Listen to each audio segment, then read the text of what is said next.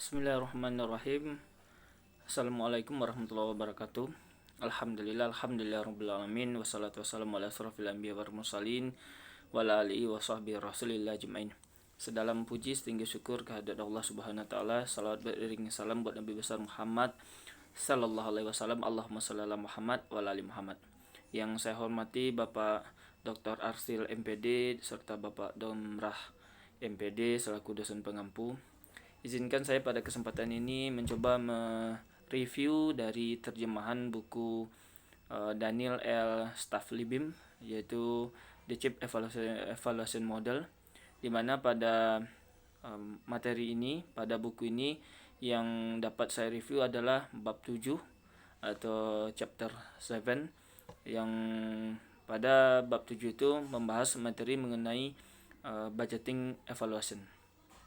Baik, langsung saja saya akan coba mereview mengenai bab 7 dari buku The Chip Evaluation Model, Budgeting Evaluation. Pada bab 7 ini ada beberapa item yang nantinya akan saya coba jelaskan. Yang pertama yaitu mengenai faktor yang perlu dipertimbangkan dalam mengembangkan anggaran evaluasi. Yang kedua itu ada item dalam anggaran evaluasi. Yang ketiga itu pentingnya etika dalam penganggaran evaluasi. Selanjutnya ada daftar pemeriksaan untuk mengembangkan anggaran evaluasi. Dan terakhir yaitu mengembangkan berbagai jenis anggaran. Yang pertama yaitu 6 faktor yang perlu dipertimbangkan dalam mengembangkan anggaran evaluasi.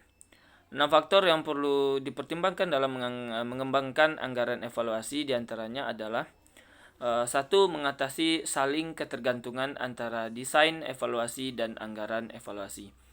Pada dasarnya, tugas merancang dan menganggarkan evaluasi harus berjalan seiring saat merencanakan dan mengontrak evaluasi. Dalam merancang evaluasi, evaluator atau peneliti harus memperhatikan kebutuhan penganggaran dan membuat catatan terkait anggaran yang nantinya berguna dalam menghasilkan anggaran evaluasi. Setelah menyusun desain evaluasi, peneliti harus menyiapkan anggaran yang realistis untuk mendukung semua tugas yang dirancang.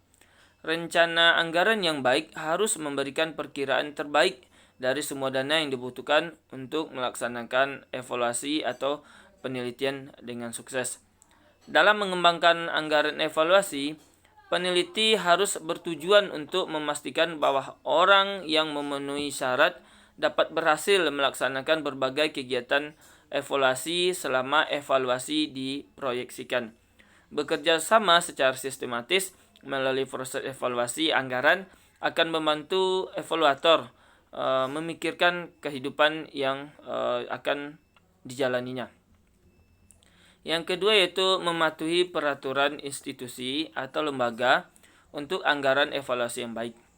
Struktur kekhususan anggaran evaluasi awal harus didasarkan pada persyaratan penganggaran dan pelaporan khusus penyandang dana evaluasi dan protokol penganggaran akuntansi dan penagihan organisasi evaluasi.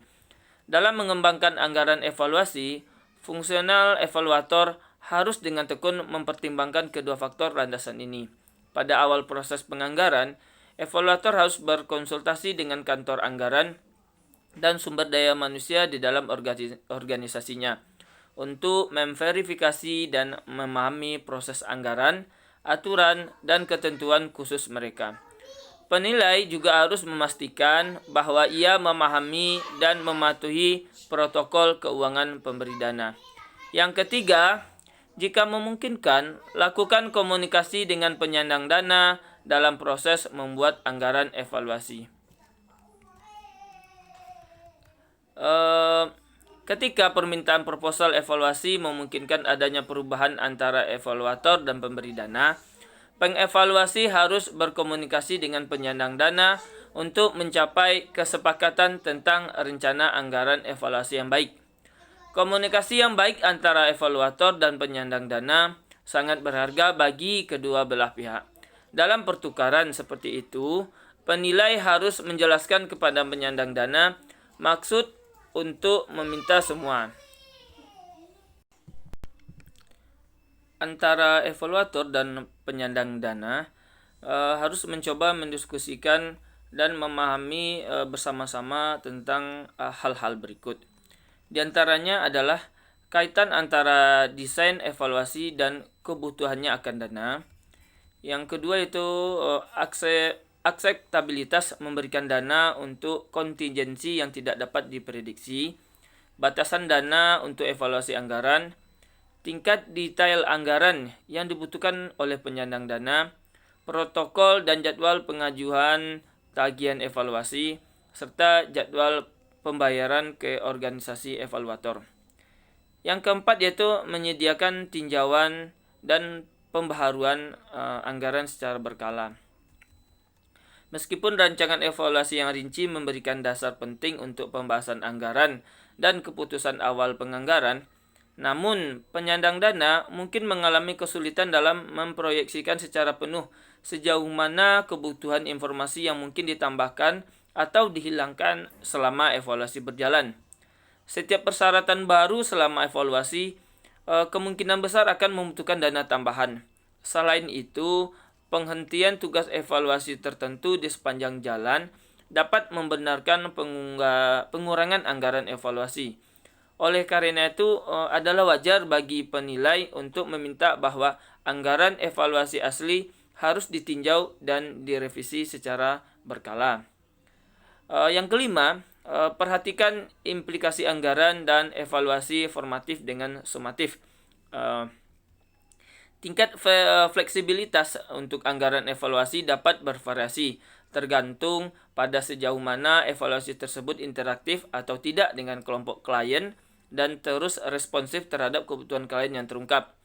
Anggaran untuk evaluasi yang relatif tetap dan lebih tinggi, terutama pada eksperimen lapangan, mungkin tetap relatif, tidak berubah selama evaluasi karena desain untuk studi semacam itu ditentukan dengan baik sebelumnya dan lebih atau kurang dimasukkan untuk mempertahankan secara konstan.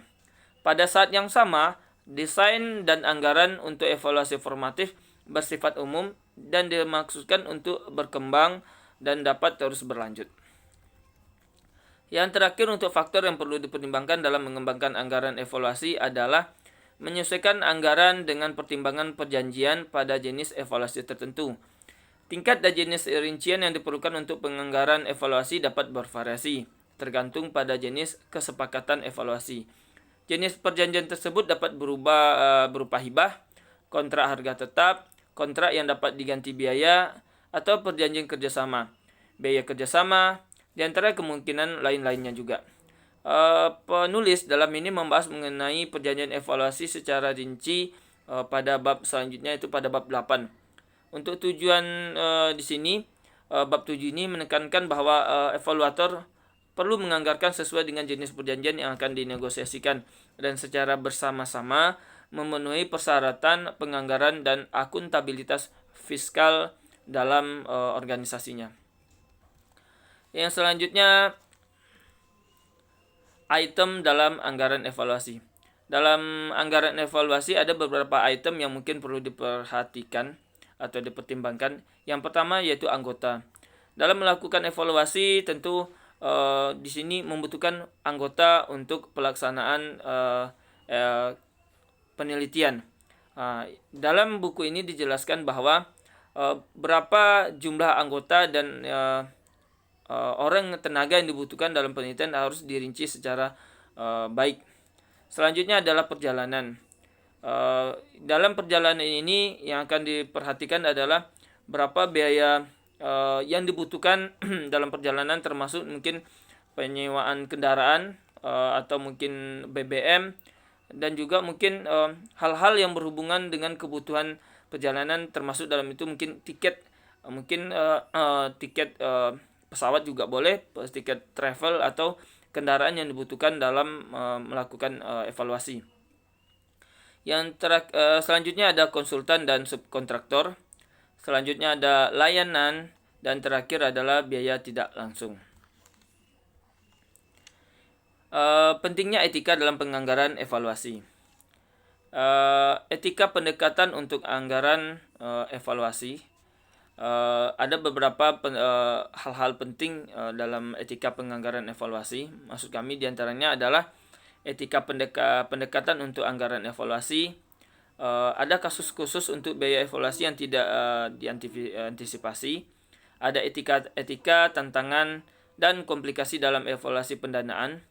Tindakan penganggaran yang tidak sesuai, tindakan penilai yang tidak kompeten. Dalam materi ini, penulis memberikan ringkasan lebih kurang seperti berikut, yaitu peneliti harus berusaha menganggarkan baik di muka maupun selama evaluasi untuk apa digunakan atau diperlukan untuk menghasilkan evaluasi yang bertanggung jawab secara profesional sambil menjalankan integritas fiskal, transparansi, dan akuntabilitas sepenuhnya.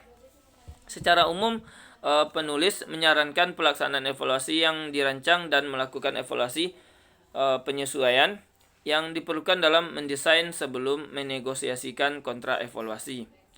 Mematuhi persyaratan kelembagaan untuk anggaran evaluasi yang baik,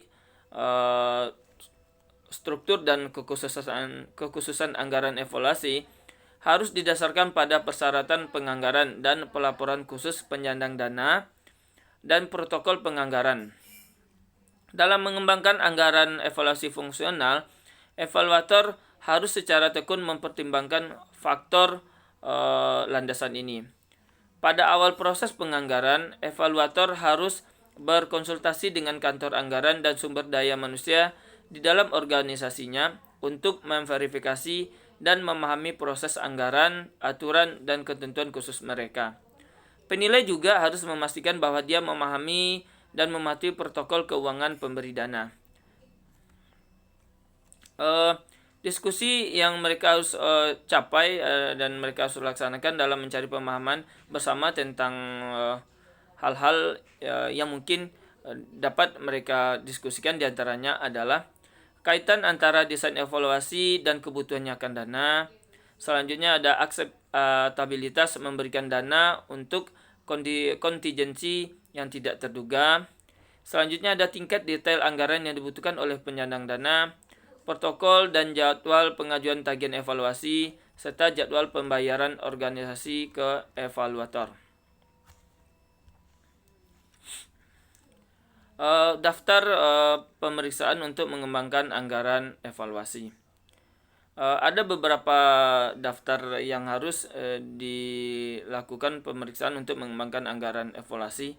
Di antaranya adalah pastikan desain evaluasi memiliki detail kebutuhan, tentukan tipe perjanjian anggaran, tentukan tingkat kebutuhan anggaran, tentukan faktor terkait pembiayaan, tentukan baris item, kelompokkan item baris ke dalam kategori anggaran, tentukan kontribusi lokal, hitung biaya evaluasi dan biaya tambahan. Dokumen harus sesuai dengan ketentuan fiskal, memperjelas persyaratan pembayaran. Dan terakhir yaitu ada mengembangkan berbagai jenis anggaran. Dalam mengembangkan berbagai jenis anggaran evaluasi tergantung pada jenis perjanjian evaluasi. Penganggaran evaluasi akan bervariasi. Pada bagian ini, penulis membahas mengenai anggaran evaluasi di bawah ini ada 6 macam. Yang pertama yaitu anggaran harga tetap. Yang selanjutnya ada anggaran biaya hibah, ada anggaran biaya ganti, ada anggaran biaya perjanjian plus, ada penganggaran di bawah perjanjian koperasi atau kerjasama, dan terakhir ada pembayaran anggaran modular. Dari jenis anggaran ini, penulis mencoba meringkas jenis anggaran utama yang dijelaskan. Penulis menunjukkan karakteristik utama masing-masing jenis dan manfaat serta risiko relatif bagi penilai dan pemberi dana. Evaluator terkadang tidak dapat memilih jenis anggaran yang akan digunakan karena penyandang dana dapat menetapkan jenis anggaran yang akan diajukan. Ketika evaluasi dapat mengusulkan jenis anggaran yang akan digunakan, penulis menyarankan agar ia mempertimbangkan jenis anggaran evaluasi yang paling sesuai dengan evaluasi tertentu. Selanjutnya, ketika pengevaluasi dapat mengusulkan jenis anggaran yang akan digunakan, maka jika perjanjian kerjasama harus digunakan, perjanjian itu harus digunakan dengan hati-hati dan pengamanan yang efektif. Jelasnya, membedakan peran, wewenang, dan tanggung jawab penyandang dana dan evaluator akan membantu evaluator mempertahankan independensinya dan tingkat otoritas yang sesuai, dan dengan demikian dapat melindungi prospek keberhasilan dalam evaluasi. Menurut penulis, 5 jenis anggaran yang berpotensi berguna bagi para evaluator dan pemberi dana dan relatif bebas dari masalah yang terlihat dalam perjanjian kerjasama. Mungkin itu yang dapat saya review dari bab 7 buku Daniel L. Staff-Libim. Demikian yang dapat saya sampaikan. Banyak maaf apabila ada kesalahan. Saya akhiri bila taufik wal hidayah. Assalamualaikum warahmatullahi wabarakatuh.